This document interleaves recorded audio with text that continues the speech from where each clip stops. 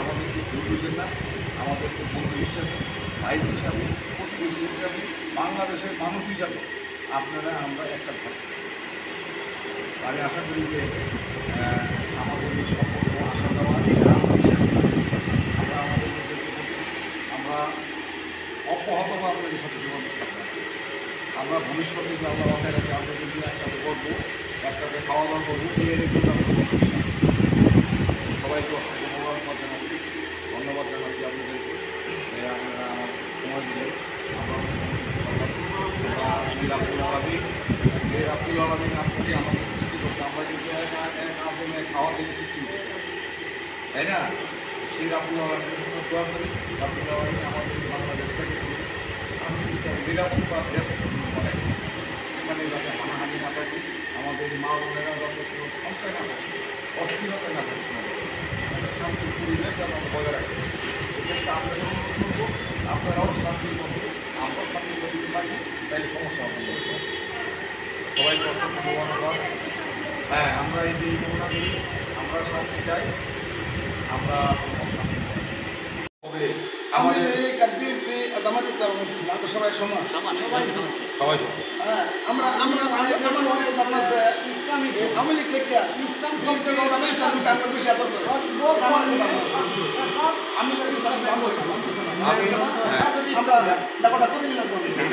এটা আপনারা আপনাদের এখন পূজার সুযোগ আছে।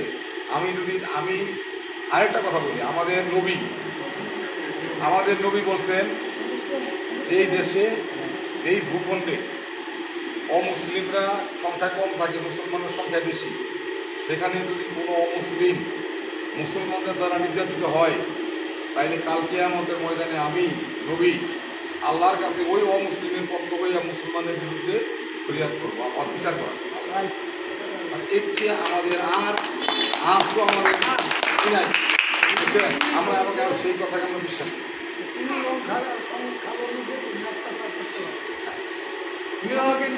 বললে মানুষের ভিতরে একটা দুর্বল উদয় হয় যে আমি ছোট, আর সংখ্যাগুরু করলে মনে হয় আমি একটু বড়, তাই না? এই সংখ্যালঘু শব্দটা আমি বলছি যে আমরা দূরে সরে দিতে চাই, এটা রাখতে চাই না। আমরা সবাই বাংলাদেশি। আপনি এখানে জন্মগ্রহণ করছেন না, আমি এখানে জন্মগ্রহণ করছি, আমরা সবাই বাংলাদেশে জন্মগ্রহণ করছি। এখানে খাই, এখানে আমাদেরকে দাফন করা হবে, এখানে আপনাদেরকে দাহ করা হবে, তাই না? নাকি ইন্ডিয়াতে দাহ করা হবে?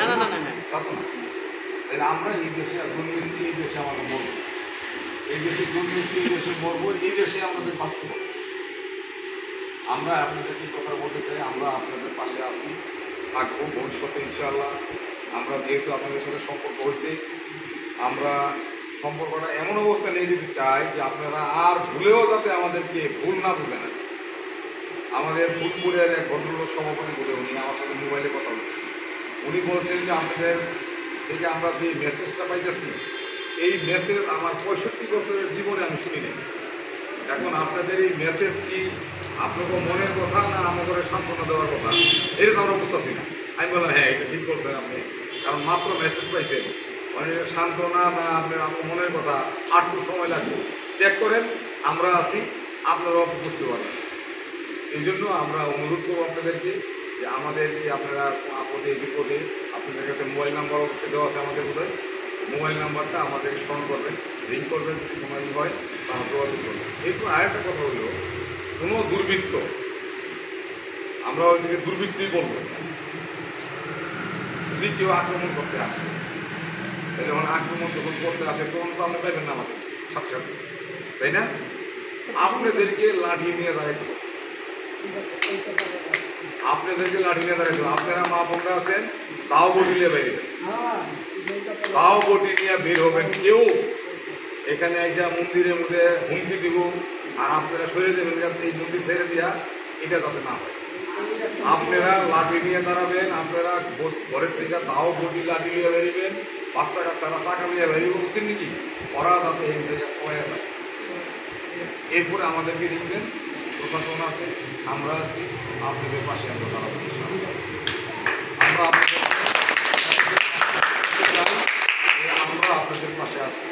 এরপরেও যদি কোনো অসহায় লোক থাকে আপনাদের কাছে গরিব যদি এরকম থাকে যে তার কোনো সহযোগিতার দরকার, আমাদের আমির সাহেব আছে বা আমাদের আরও যারা আছে তাদের স্মরণ করেন আমরা আমাদের সামর্থ্য অনুযায়ী তাদের উপকারের জন্য আমরা তাদের সহযোগিতার জন্য আমরা তাদের কিছু কন্ট্রিবিউশন আমরা করতে পারি। আমার বাসা হলো মহারাজা রোড, আমার আশেপাশে শহরে মহারাজা রোড বাসা। আমার আশেপাশে যারা হিন্দু আছে, মুকুল নিকেতন স্কুল আছে, সেখানে এক ভদ্রলোক, আমরা এগুলো বলি না, আমি বলি না এই কারণে অনেক কিছু দিয়ে একটা জায়গা আমার বলতে হয়। একজন হিন্দু ভদ্রলোক তার চিকিৎসার জন্য দরকার হচ্ছেন, এই মুকুল নিকেতন স্কুলের শিক্ষক ছিলেন, আমার কাছে পরে একজন নিয়ে আসছে, উনি আমি আমার পক্ষ থেকে একটা টাকা দিয়ে দিচ্ছি, 5,000 টাকা টাকা দিচ্ছি। এই কথাটা আমরা কারো কাছে ছবিও তুলি নাই, কারো কাছে বইলে হয়ে গেছে। এই আজকে প্রথম আপনাদের নিকট বললাম, আমি অন্য কথা বলি নাই, বললাম এই কারণে যে আমরা যে আপনাদেরকে সহযোগিতা মানে যে কোনো মানুষের, আমার পাশে কয়েকজন হিন্দুকে মিলে আছে, গরিব মানুষ, টাইম টু টাইম তারা আমার কাছে তার বাচ্চার কাছে এর জন্য গতকালেও আপনি 30 টাকা দিচ্ছেন, সবসময় এটা মানে চলছে আর কি। কিন্তু আমাদেরকে মানুষ ভুল বুঝে, আমরা অনুরোধ করবো আপনাদেরকে যে আমাদেরকে ভুল বুঝেন না, আমাদেরকে বন্ধু হিসাবে, ভাই হিসাবে, প্রতিবেশী হিসাবে, বাংলাদেশের মানুষ হিসাবে আপনারা আমরা একসাথে থাকি। আমি আশা করি যে আমাদের এই সম্পর্ক আশা দেওয়া এটা আজকেই শেষ না, আমরা আমাদের পক্ষে বলছি, আমরা অব্যাহত আপনাদের সাথে যোগাযোগ থাকবে আমাদের। আমরা ভবিষ্যতে যে আল্লাহ বাসায় রাখি আমরা কিন্তু একসাথে বসবো, একসাথে খাওয়া দাওয়া করবো, এই অ্যারেঞ্জমেন্ট আমরা করবো ইনশাআল্লাহ। তো সবাইকে অসংখ্য মোবারকবাদ জানাচ্ছি, ধন্যবাদ জানাচ্ছি।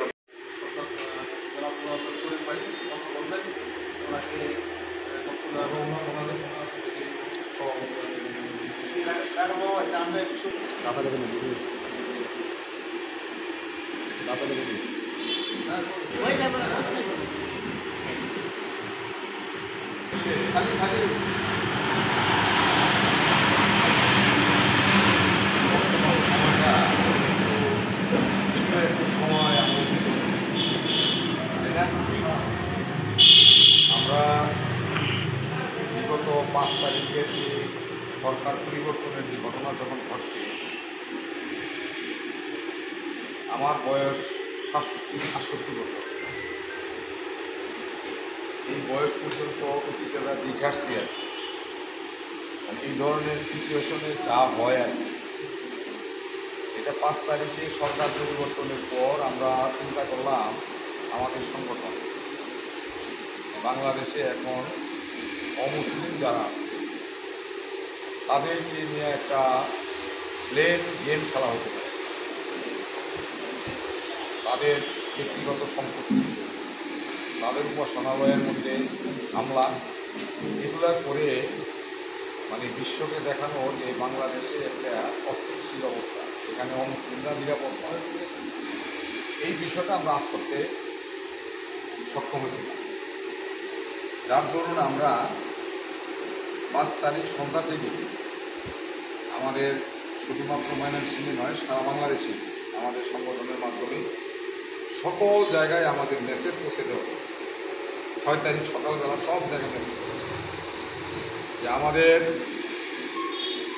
পাশে প্রতিবেশী যারা মুসলিম ভাইয়েরা বোনেরা আছেন তারা যাতে কোনো ক্ষতিগ্রস্ত না হয়, তার জন্য আপনারা এই মেসেজটা আমরা আমাদের উপজেলা সংগঠন, ইউনিয়ন সংগঠন সবাইকে আমরা এই মেসেজটা সরবরাহ করি এবং আমাদের যতটুকু উপায়করণ আছে, সামর্থ্য আছে, অতটুকু সামর্থ্য দিয়ে আমরা চেষ্টা করছি আপনাদের কাছে পৌঁছানো, আপনাদের একটু সাহস দেওয়া, হিম্মত দেওয়া, এতটুকু আমরা চেষ্টা করছি। জায়গায় একটু সমস্যা হচ্ছে, আপনাদের এই যে শহরের শঙ্কর সাহা তো নাম জানেন, শঙ্কর সাহার সাথে আমার ব্যক্তিগত খুব বন্ধুত্ব সম্পর্ক, তার সাথে আমার সে আমাকে টাইম টু টাইম বিভিন্ন জায়গায় কিছু সমস্যা তুলে ধরছে, হালুয়াঘাট, ফুলপুর, ফুলবাড়িয়া, এরকম কয়েকটা জায়গার মেসেজ আমি দিচ্ছেন। আমি আমার সংগঠনের মাধ্যমে সেই জায়গার মধ্যে ওই পরিবার বা ওই এলাকার মধ্যে পরিবর্তনের জন্য আমরা চেষ্টা করছি। তাদের সাথে আলোচনা করেছে, তারা আশ্বস্ত হয়েছে, কোনো ঘটনা ঘটে নাই, একটু তারা শঙ্কা ভিড় করছে না। এই অবস্থার মধ্যে আমরা চলছি আর আমরা এই জিনিসটা বলতে চাই, আপনাদের সঙ্গে আমাদের একটা বড় গ্যাপ ছিল, আমাদের একটা মাঝখানে বড় দেয়াল ছিল। এই দেয়ালের কারণে আপনারা আমরা আপনাদেরকে বুঝাতে পারি নাই, আপনারাও আমাদেরকে বুঝতে পারেন আমরা কি। আপনারা মনে করছেন হ্যাঁ বলে আমরা শত্রু, আর আমরা মনে করছি যে আপনারা আমাদেরকে শত্রুই মনে করেন। আসলে যে আমরা শত্রু না, আমরা যে শত্রু না এটা প্রমাণ করার এই বছর আমাদের একটা সুযোগ আছে। আমরা এই সুযোগটা আপনাদের কাছে মিশার মাধ্যমে আমাদের এই যে যে ভুল ধারণাটা এটা যাতে আমরা সরাই দিতে পারি। আমি বেশ কয়েক জায়গার মধ্যে মন্দিরে গেছি, আপনাদের সম্প্রদায়ের লোকদের সাথে আমি কথাবার্তা বলছি। গতকাল গেছিলাম আপনাদের গফরগাঁও, একজন ভদ্রলোক উনি খাইয়ে দিয়েছেন একবার, তার চোদ্দ পানি বেড়ে গেছে। তো যাই হোক, আমরা যে জিনিসটা বলতে চাই, একটা মেসেজ আমরা দিতে চাই, সেই মেসেজটা হলো এটা, আমাদেরকে বন্ধু মনে করেন, আমাদেরকে প্রতিবেশী মনে করেন, আমাদেরকে আপনারা বাংলাদেশের মানুষ, ধর্ম যার যার, অধিকার সবার, ধর্ম যার যার, অধিকার সবার, আমরা বলি এই কথা। আরেকটা কথা আমরা বলি, সংখ্যালঘু আর সংখ্যাগুরু। আমাদের আমির জামাত বলছেন, ওই গেছিলেন উনি ঢাকা মন্দির, ঢাকেশ্বরী মন্দির গেছিলেন, সেখানে তিনি বলে আসছেন যে সংখ্যালঘুতে করতেছে। এটা কিছু বাস্তবতাও আছে, কিছু প্রচার প্রপাগান্ডাও আছে। তা আমরা চাই যে আমাদের পিছনে পরিবেশটা ঠিকঠাক, অন্য সারা দেশে এটা তো আর আমরা নিশ্চিত করবো না। আমরা চাই আমাদের পিছনে পরিবেশটা ঠিকঠাক। এখন এই ব্যাপারে আপনাদের কোনো অসুবিধা আছে কিনা? না, কোনো সমস্যা বা কেউ কোনো ঝামেলা টামেলা এরকম কিছু আছে? আমরা চাইতেছি যে সবাই মিলে আছি, এবং আমরা চাই যে সারা জীবন যে হায়াত আল্লাহ দিছে এই একটা সৌহার্দ্য, কোনো সমস্যা নাই, আল্লাহর রহমত। আর কেউ আসবে না আমাদের সবার সাথে, তো আমাদের একটা সম্পর্ক পারিবারিক ভাবে। আর এরকম যদি কোনো সমস্যা থাকে আমাদেরকে জানাবেন, যাতে আমরা চেষ্টা করাম যে সর্বাত্মক ভাবে সহযোগিতা করা। নিজেরা একটু সাবধান থাকবেন, কারণ হইল সমাজের মধ্যে সব ধরনের মানুষই থাকে না, ভালো থাকে মন্দ থাকে। একটা মন্দ মানুষ একটা ঢিল মারলো, এই ঢিলের দায়িত্বটা জায়গা ভালো মানুষের উঠে যায়। এই ব্যাপারে আপনারা একটু সহযোগিতা করবেন, যাতে এই অন্যায়ভাবে কেউ এসে কারো ক্ষতি না করতে পারে। নিজেরা চেষ্টা করবেন, আমাদেরকে খবর দিলে আমরাও সাথে সাথে আইসা ই করবো। আমরা তো আইসি বাংলাদেশ জামাত ইসলামের পক্ষ থেকে, জামাতের পক্ষ থেকে আইসি। সকলে যাতে ভালো থাকি, সুন্দর থাকি, এই আশা।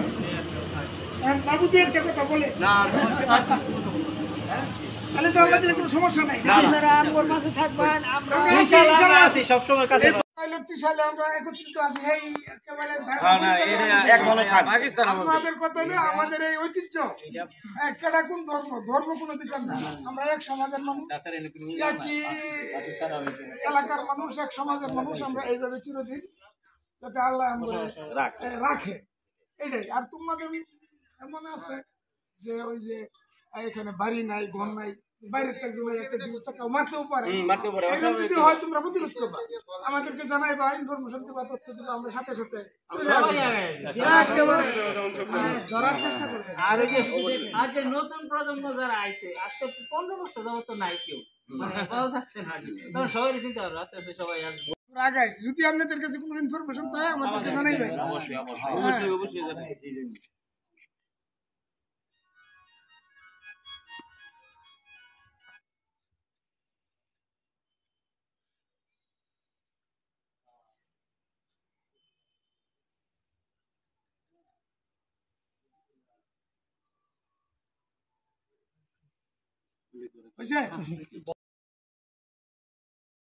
সালে আমরা একত্রিত আছি, এই একেবারে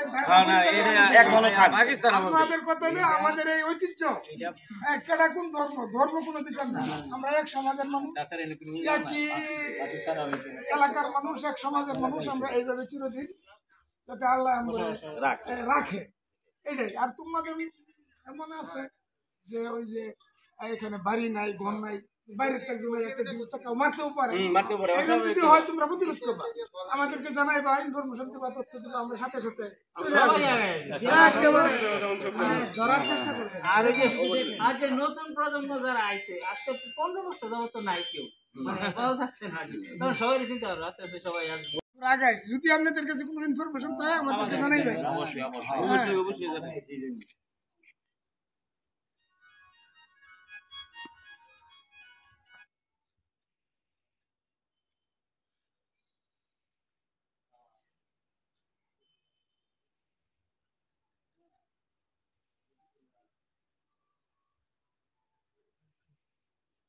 বুঝছে?